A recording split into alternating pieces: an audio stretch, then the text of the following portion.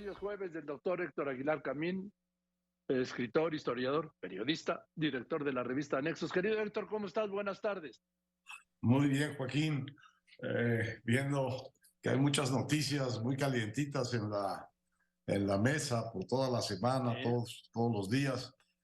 Pero yo quisiera llamar la atención de nuestros escuchas sobre una cosa que sucedió en Estados Unidos y que debería hacernos pensar muy seriamente, y que fue, Joaquín, que se publicaron los resultados, los primeros resultados de las pruebas de medición del rendimiento educativo en los Estados Unidos, básicamente en cuestiones de eficiencia en matemáticas y de comprensión de lectura. Y estas pruebas que se hacen cada 2 años no se habían hecho durante la pandemia, y le pararon los pelos de punta a los estadounidenses, porque lo que descubrieron es que durante estos 2 años había bajado mucho la eficiencia de los estudiantes de cuarto de primaria y octavo grado. Había bajado mucho la eficiencia tanto en matemáticas como en lectura. Y lejos de mirar hacia otro lado, el secretario de Educación de Estados Unidos tomó la cosa de frente y dijo, aquí lo voy a leer, dijo: quiero ser muy claro, dijo, los resultados de este examen son pésimos, son inaceptables. Este es el momento de la verdad en nuestra educación. De cómo respondamos a esto dependerá no solo nuestra recuperación educativa, sino el lugar que nuestro país ocupará en el mundo.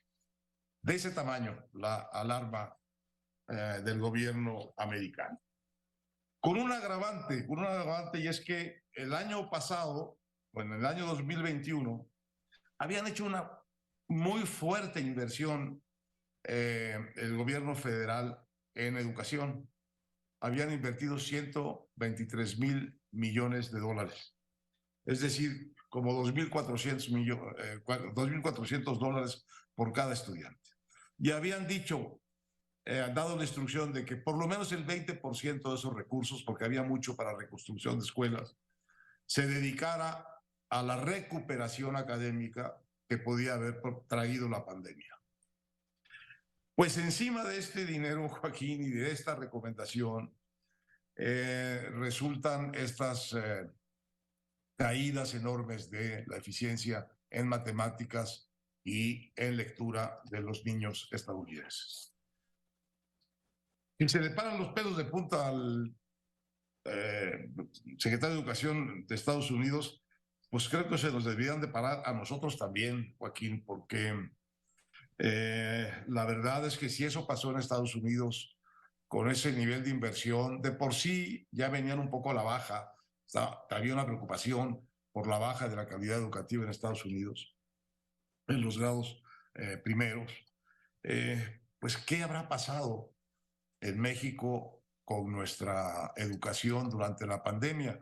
Es algo que me preocupó en la semana, y creo que debería preocuparnos a todos, porque además hay un factor agravante para México en materia de lo que sucedió en esta pandemia, y es que México es el país que más semanas perdió de clases presenciales durante la pandemia. Tuvo 48 semanas sin clases. Tuvimos en México 48 semanas sin clases. Es el país que más clases perdió. Luego le siguen en semanas perdidas Brasil con 26 semanas, Estados Unidos con 23. Fíjate, Estados Unidos tuvo la mitad, más de la mitad de clases que nosotros. Sudáfrica con 22, Polonia con 20, y así sigue. Las que menos perdieron, las naciones que menos perdieron semanas de clases presenciales fueron Noruega y China.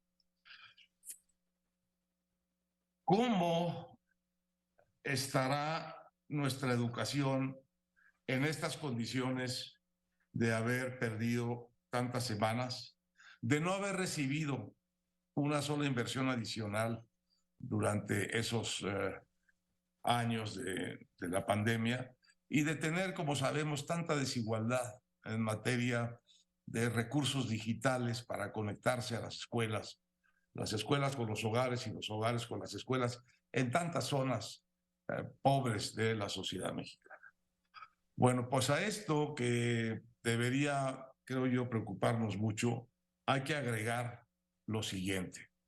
No sabemos y al parecer no vamos a poder saber bien cuál es el daño educativo que tuvimos en la pandemia, porque la reforma educativa de este gobierno desapareció el instituto que estaba creado especialmente para eso, que es el Instituto Nacional para la Evaluación de la Educación.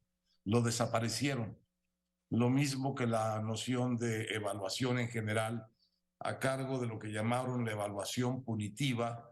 Lo que han hecho es dejar de evaluar. Nos hemos salido de prácticamente todas las pruebas internacionales educativas, de las que hace la OCDE, de las que hace la UNESCO.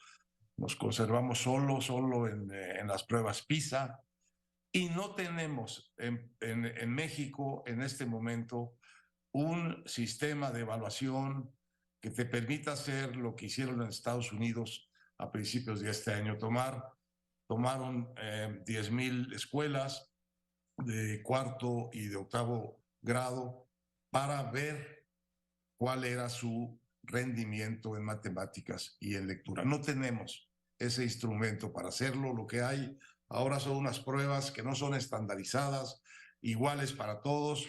Son pruebas que hacen los propios maestros, es decir, un poco se autoevalúan, y hay una pequeña parte de esas pruebas que sí tienen un control razonablemente profesional. Es una muestra, pero la verdad es que hemos renunciado a saber lo que pasa en nuestras escuelas al salirnos de tantas mediciones como estábamos inscritos antes, y sobre todo al haber destruido este Instituto Nacional para la Evaluación de la Educación.